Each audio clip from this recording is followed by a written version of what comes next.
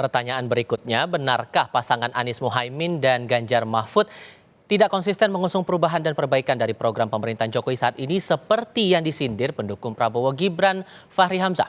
Apakah sindiran Fahri ini bagian gimmick untuk menarik perhatian publik? Kami akan ulas bersama dengan Wakil Ketua Umum Partai Gelora Indonesia, Fahri Hamzah, dan juga juru bicara tim pemenangan nasional Ganjar Mahfud, Guntur Romli. Selamat sore, semuanya apa kabar? Selamat sore, Assalamualaikum. Waalaikumsalam warahmatullahi wabarakatuh. Bang Fahri, saya ke Anda dulu. Anda mencuit waktu itu di tanggal 26 Desember. Semua samar dan abu-abu. Ini kan berhubung ada perwakilan dari nomor urut 3. Bagian mana yang abu-abu menurut Anda dari pasangan Ganjar Mahfud?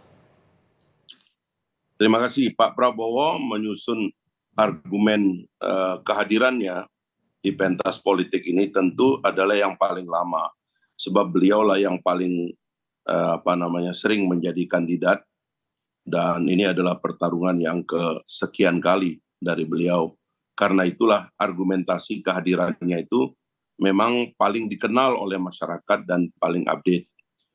Tetapi memang setelah peristiwa politik 2019 yang menciptakan perpecahan di tengah masyarakat secara sangat masif gitu, lalu muncullah satu platform yang luar biasa, yaitu platform untuk membangun rekonsiliasi nasional antara Pak Prabowo dengan Pak Jokowi yang 2 kali bertarung dalam suasana pilpres yang sangat panas dan membelah masyarakat.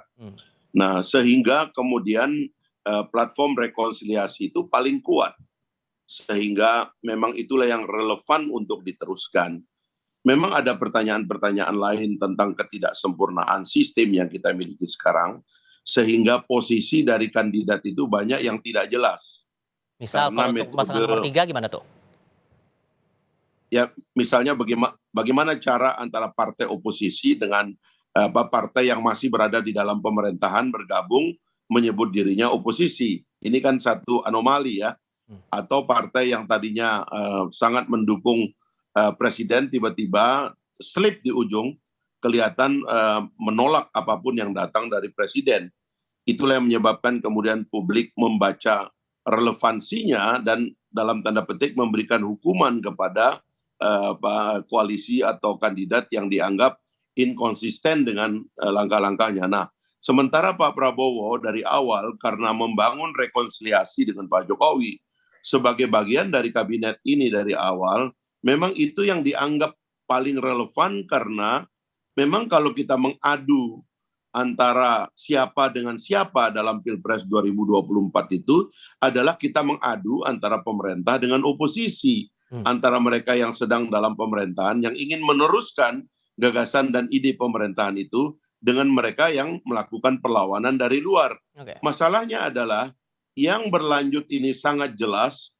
Rekonsiliasi antara Pak Prabowo dan Pak Jokowi melahirkan kandidat Prabowo Gibran, sementara yang lain itu menjadi tidak jelas begitu relevansinya. Nah, dugaan kami inilah yang kemudian menjadi sebab tren survei dari Prabowo Gibran naik terus, yang bisa saja menurut kami itu bisa mengarah kepada satu aklamasi atau melalui pemilu tentunya ya, bukan tidak melalui pemilu, tetapi itu akan mendapatkan suara untuk pada putaran pertama pemilu 14 Februari 2024 itu bisa diakhiri karena pemenangnya sudah keluar. Itu alasannya gagasannya. Itu alasan dari perwakilan dari nomor 2 nih, Mas Guntur. Gimana Anda menanggapi itu? Ya, kalau saya melihat bahwa sebenarnya kita sudah tidak perlu bukti lagi bahwa selama ini Prabowo itu sudah ditolak oleh orang Indonesia melalui 2 kali pemilu misalnya. Kemudian kalau kita ditanyakan programnya Pak Prabowo itu apa sebenarnya? Ternyata kan kalau dari 2 pemilu kan jelas bahwa apa yang ditawarkan Pak Prabowo itu tidak jelas. Ya, sudah ditolak oleh masyarakat Indonesia. Kemudian sekarang yang dilakukan oleh Pak Prabowo adalah jualan namanya Pak Jokowi dengan isu keberlanjutan. Bagaimana kita bisa percaya pada Pak Prabowo yang mau melanjutkan programnya Pak Jokowi, sementara Prabowo menghadapi Pak Jokowi selama 2 kali, dan itu yang terpilih adalah Pak Jokowi. Jadi ini kembali ke soal kepercayaan masyarakat kepada Pak Prabowo sendiri. Nah, kalau Pak Ganjar itu jelas, bahwa yang selama ini memenangkan Pak Jokowi bersama Pak Jokowi adalah Ganjar Pranowo. Nah, dan juga dari kualitas kepemimpinan, kualitas pelayanan, suka belusukan, kemudian melayani masyarakat. Itulah kepemimpinan Jokowi yang asli ya. Yang ini yang juga kita lihat ada dalam diri Pak Ganjar Pranowo. Kalau Pak Prabowo itu kan hanya klaim-klaim saja ya, hanya klaim-klaim saja, tidak menawarkan apa yang sudah menjadi gagasan dia secara secara pribadi atau secara sebagai paslon. Kalaupun kemudian Sementara ngomong Pak hitam Ganjar, putih kini berubah lagi, itu kalau cuitan dari Bang Fahri Hamzah waktu itu. ya Anda merasa sementara itu tidak kalau beralasan? Ganjar, ya sementara kalau Ganjar itu kan programnya Pak Jokowi itu kan dirumuskan oleh juga PDI Perjuangan ya. Program apa yang dilakukan oleh Pak Jokowi itu kan idenya dari Nawacita yang semuanya itu juga dirumuskan dan juga dilaksanakan sebagai program dari PDI Perjuangan. Misalnya, PDI Perjuangan adalah partai yang membela wong cilik. Bagaimana program membela wong cilik yang dengan Kartu Indonesia Pintar, dengan Kartu Indonesia Sehat, dengan BLT, ya dengan bantuan-bantuan yang lain, itulah bantuan yang benar-benar pro kepada orang kecil. Oke. Jadi kalau dikatakan bahwa yang benar-benar ingin melanjutkan Pak Jokowi ya sebenarnya adalah Ganjar Pranowo, bukan Baik. Prabowo, karena sejarahnya sudah berbeda. Demikian. Oke, dibilang malah yang pasangan nomor 2 yang tidak jelas, bahkan Mas Ganjar sudah sempat bilang tidak ingin meneruskan program Jokowi dengan kacamata kuda. Bang Fahri melihatnya gimana tuh? Gini, Pak Ganjar itu sebenarnya adalah tim sukses Pak Prabowo saat Mega Pro. Pak Mahfud MD adalah ketua tim sukses Pak Prabowo Hatta. Jadi sebenarnya tidak bisa kita mengerti kenapa misalnya Pak Ganjar dan Pak Mahfud termasuk Ibu Mega tidak mendukung Pak Prabowo.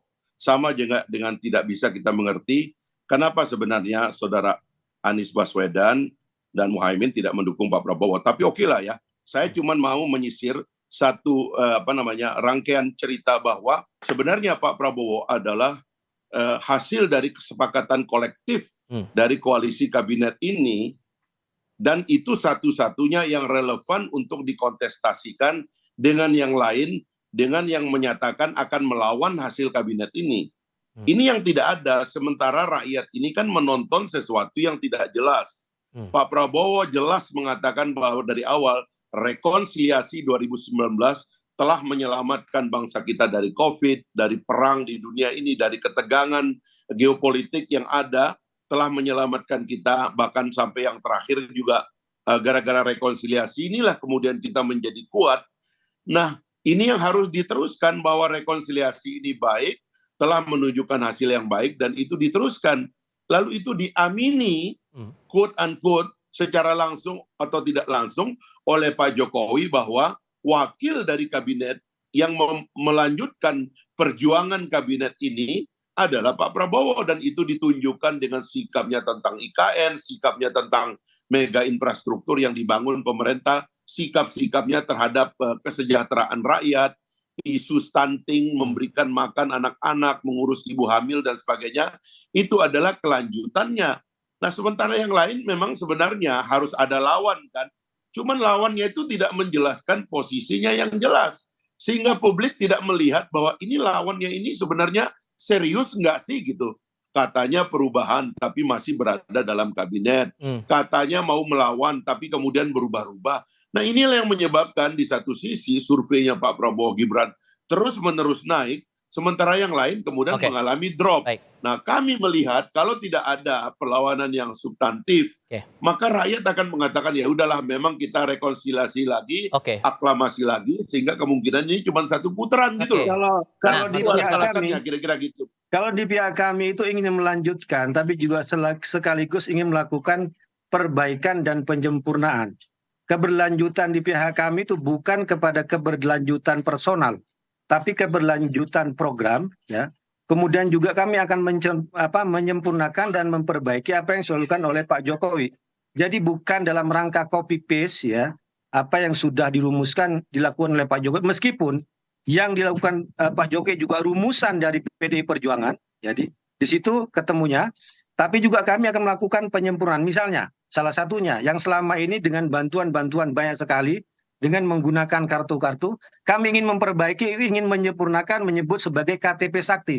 Jadi orang untuk mendapatkan bantuan nggak perlu lagi pakai kartu-kartu yang banyak yang bisa jadi hilang atau bisa menumpuk saja di dalam dompet, memberatkan, tapi cukup dengan KTP. Bantuannya ada, tapi sistem pembagian, sistem pendapatannya itu tetap menggunakan kartu, dan ini disebut dengan perbaikan. Kemudian juga soal IKN, jelas Pak Ganjar sudah menyatakan bahwa akan meneruskan, Pak Mahfud juga akan meneruskan, karena itu adalah kesepakatan yang sudah diatur dalam undang-undang kita.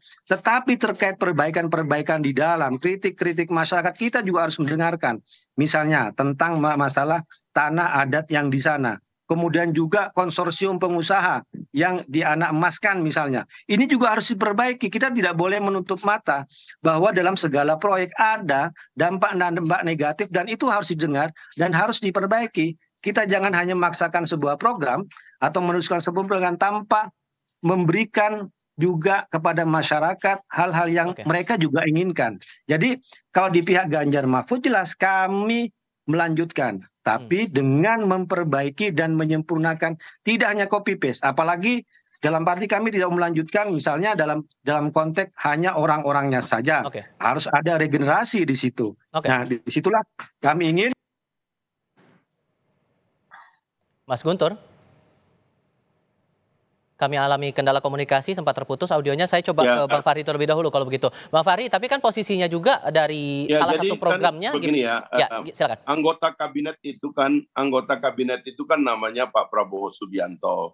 5 tahun bekerja sebagai teamwork di dalam kabinet Indonesia Maju ini.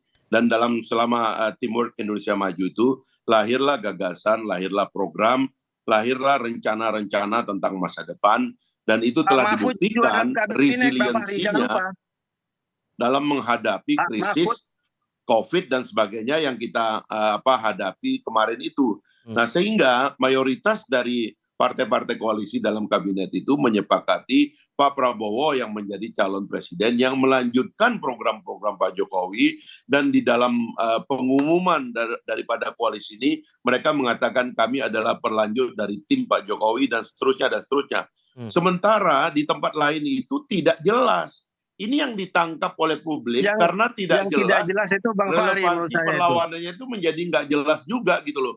Inilah yang menciptakan suara yang menurut saya mendekati aklamasi, bahwa rakyat melihat yang relevan untuk bekerja di masa yang akan datang itu adalah yang sudah bekerja, punya rencana, dan memang merupakan bagian dari kabinet ini. Saya yang ambil satu contoh, sorry Bang Fahri, saya potong. Saya ambil satu contoh, program IKN itu kan dari Ganjar Mahfud juga punya sikap konsisten untuk meneruskan program itu. Berarti kan itu arahnya jelas, itu gimana?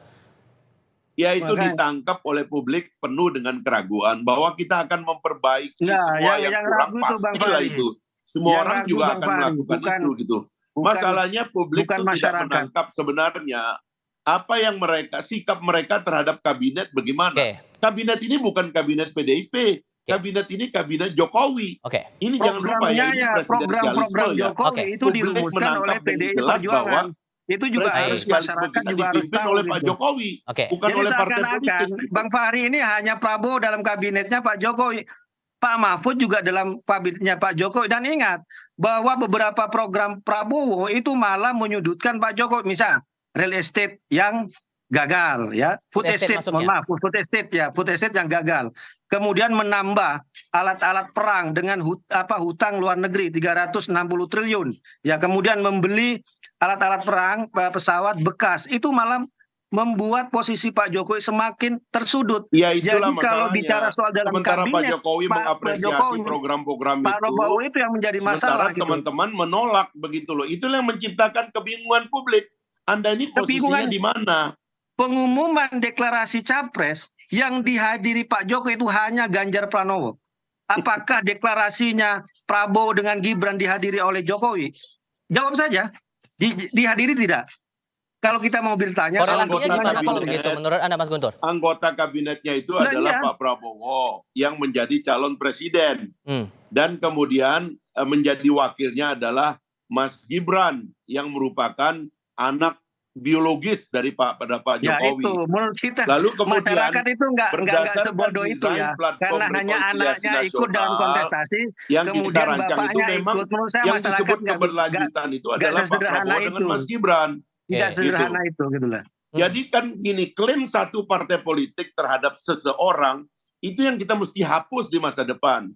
Karena kita ini menganut sistem partai dalam demokrasi, bukan partai dalam tradisi komunisme. Baik. Sehingga kepemilikan partai politik terhadap kandidat itu tidak bisa dibenarkan. Oke. Kabinet itu miliknya presiden, bukan milik partai politik. Baik. Karena Oke. itu prinsip daripada keberlanjutan itu mengikuti maunya presiden, bukan Oke. maunya partai politik. Ini teori sekali ya. Ini 2024 Singkat saja, Pak Mas Jokowi Guntur. sudah akan berhenti menjadi presiden.